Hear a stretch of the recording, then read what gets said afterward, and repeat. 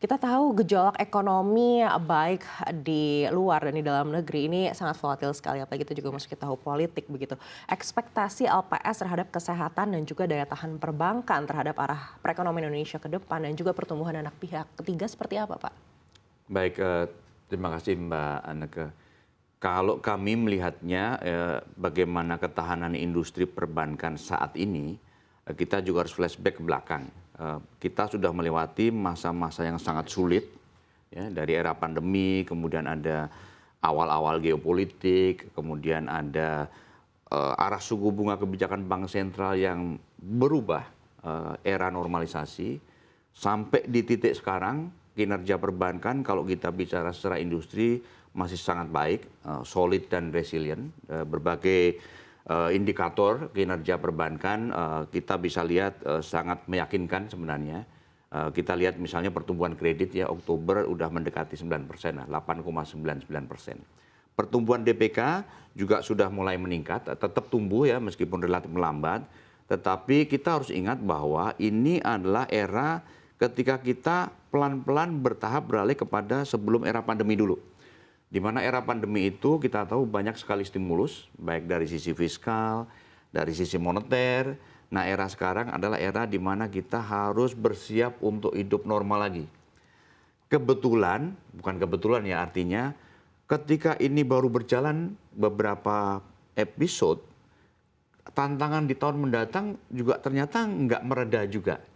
Nah, tetapi dengan bermodal kepada postur industri perbankan secara umum sekarang, kami melihatnya yakin bahwa perbankan kita setelah belajar dari episode-episode sebelumnya akan mampu untuk berkinerja lebih baik. Jadi perbankan kami yakin sudah menyiapkan diri untuk mengubah berbagai tantangan melihat beberapa peluang yang ada. Dan ini juga sebenarnya adalah dorongan kami semua juga untuk perbankan tidak menghindari risiko tetapi mengenali dan mengelola risiko dengan lebih baik. Modalnya sudah ada kalau kita lihat misalnya kecukupan modal perbankan, kita lihat KPMM, Capital Adequacy Ratio perbankan sekarang sangat tebal, 27% lebih gitu ya. Juga buffer untuk menghadapi risiko yang paling ditakuti perbankan, risiko likuiditas.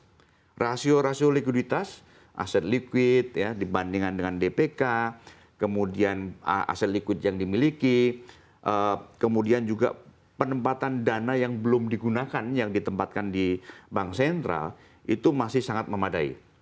Kalau kita lihat secara makro misalnya loan to deposit ratio yang mencerminkan ruang perbankan untuk bisa menyalurkan, bertumbuh dalam menyalurkan kredit itu masih di kisaran 84%. Jadi bermodal itu kami melihat bahwa kami juga cukup yakin perbankan secara industri akan siap dan akan tetap bisa bekerja dengan lebih baik. Tetapi kami juga ingin mengingatkan bahwa kewaspadaan itu harus ditingkatkan. Nah, secara khusus karena perbankan ini kan 104 institusi. Tentu berbeda-beda, berbeda strukturnya, berbeda strategi bisnisnya, berbeda segmennya.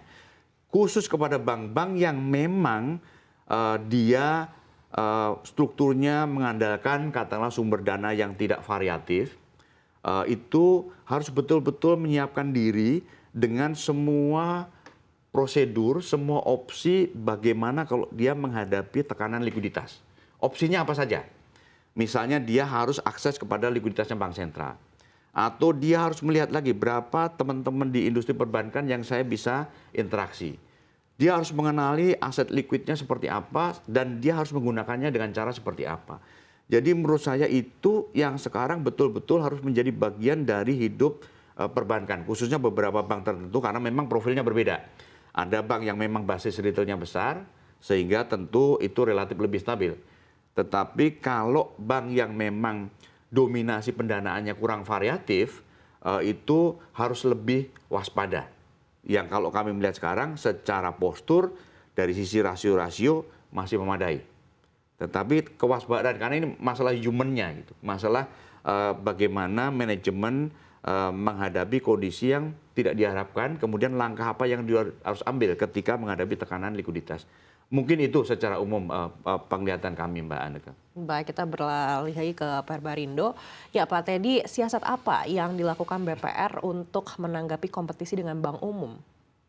Jadi ini tantangan memang Mbak, karena dengan Undang-Undang Nomor 4 P2SK, industri ini sudah hampir similir dengan bank umum. Tetapi kami yakini bahwa kita ini ada captive market yang memang secara seeing ini masih bisa dilayani oleh industri BPR. Kalau kita bicara industri BPR ini kan tersebar nih dari Sabang sampai Merauke yang secara jumlah entitas 1.584 dengan rata-rata deposan itu sekitaran 100 juta, rata-rata kredit itu adalah 32 sampai 35 juta dan rata-rata tabungan 2,5 juta.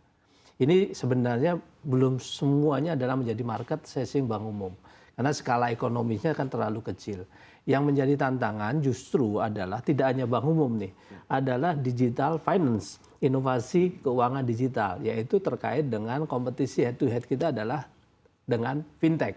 Ya, atau mungkin bisa kita sebut dengan pinjol yang memang itu nyasar betul. Yang kedua tantangan berikutnya adalah dengan kredit program. Tapi saya pikir kredit program sepertinya belum ada kelanjutan ya Pak.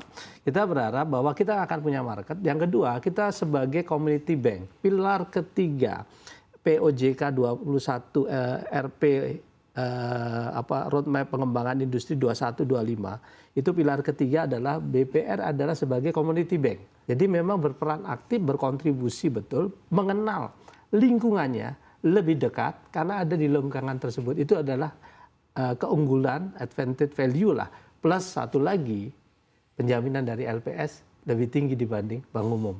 Saya pikir itu yang blessing, yang given itu betul-betul sangat membantu akhirnya impact ya. Pertumbuhan dana pihak ketiga ini kalau saya lihat di September 2023 tumbuhnya sekitaran 9,86% Pak, kepercayaan masyarakat itu. Kaitannya dengan DPK ya, kredit pun juga tumbuh 10,32%, aset pun tumbuh 8,9%. Secara umum kita optimis, apalagi nanti walaupun 2024 ini kan ketidakpastian ya Pak. Yang pasti akan ada presiden baru kan gitu. Ya, tetapi presiden siapa kita yang belum tahu kan kira-kira begitu. Tapi kita berharap walaupun ada kondisi geopolitik, saya lihat dari segala berbagai macam pengamat ekonomi, kemudian literasi yang kita lihat juga bahwa ekonomi Indonesia kan harapannya masih bisa tumbuh 5% lah. Dan ini menjadi trigger. Dan yang paling penting adalah industri ini Mbak sudah lepas dari COVID. Karena kalau kita mengalami situasi krisis, industri ini kan mengalami 97-98. Kita lolos, bahkan bisa tumbuh saat itu. Kemudian 2008, kita juga bisa tumbuh. Tapi yang paling berat memang ketika krisis COVID. Karena itu mobilitas dihentikan. Dan ini sekarang mobilitas dibuka ruang, saya pikir akan ada ekonomi baru tumbuh dan ini menjadi ruang bagi industri, khususnya BPR, BPRS, untuk mengisi bersama-sama Mbak. Saya pikir tidak mungkin kita bersaing dengan bank umum. Tapi bersama-sama mengisi apa yang tidak diisi oleh teman-teman bank umum, berkontribusi bagi pemulihan pertumbuhan ekonomi nasional. Saya pikir itu. Baik, kita beralih lagi ke Ibu Telisa. Bu Telisa tadi disampaikan Pak Teddy ini tidak hanya persaingan dengan bank umum, tapi juga terhadap fintech atau pinjol. Lalu inovasi atau terobosan apa yang mungkin harus dilakukan oleh industri perbankan untuk bisa meningkatkan pertumbuhan kinerja di tengah kompetisi yang dihadapi? Iya, jadi sebenarnya gini, antara sekarang ada berbagai bentuk ya, jadi ada kajian yang pernah menyatakan bahwa antara perbankan dengan fintech itu bisa dua ya, bisa menjadi komplementer, bisa menjadi kompetitor ya. Tapi mungkin aspek kompetitornya tadi yang lebih banyak dilihat ya. Jadi karena kadang-kadang fintech itu sendiri sebetulnya dananya dari perbankan. Ada juga ya beberapa kasus bank BUMN memberikan ke salah satu startup fintech kayak gitu. Jadi memang tapi kan gini ya, kalau yang satu under regulasi BESL yang ketat ya perbankan, sedangkan kan fintech itu regulasi ada, tapi dia kan lebih ke sandbox regulatory ya, jadi masih sambil wait and see dilihat gitu, jadi belum seketat juga yang di perbankan gitu. Nah, ini menjadi suatu gap sehingga ya masyarakat menjadi lebih memilih karena dari aspek kemudahannya seperti itu sih. Tetapi kalau dari sisi ya sudah banyak ya kasus-kasus di mana ketika dengan fintech atau pinjol ini kan masyarakat malah kalau dulu hanya debt collector aja yang mendatangi, tapi kalau sekarang di medsos namanya jadi tercemar, bahkan ada yang sampai mohon maaf sampai ingin bunuh diri dan sebagainya karena malu dan terus diteror seperti itu misalkan karena nah itu kan masyarakat pun bisa menilai ya bahwa untuk pinjam ke fintech itu konsekuensinya lebih berat daripada meminjam ke sektor perbankan. Nah itu juga ya sebenarnya di situ perbankan masih punya competitiveness lah dibandingkan dengan fintech dari sisi jika ada pinjaman yang tidak terbayar itu dan bunga berbunganya juga kayaknya lebih mengerikan gitu kadang-kadang ya. Jadi ya yang kemarin sempat viral juga ya. Artinya mungkin perlu kita lihat case by case, tidak bisa digeneralisir, tapi artinya ada semacam kasus-kasus itu di masyarakat. Dan tata kelolanya perbankan itu udah well established gitu. Sedangkan fintech itu kan masih mencari bentuk. Meskipun ada aturan tata kelolanya, tapi kan OJK by the time juga melengkapi aturan-aturannya. Jadi saya melihat bahwa di situ sebetulnya perbankan masih punya uang di masyarakat gitu, terutama dari aspek itu. Tapi ya tetap sih fintechnya sendiri memang harus diregulasi dengan lebih ketat lagi karena juga ini Baik, ya banyak kasus-kasus tadi ya dan juga bunga berbunganya mungkin perlu direview kembali gitu. baik.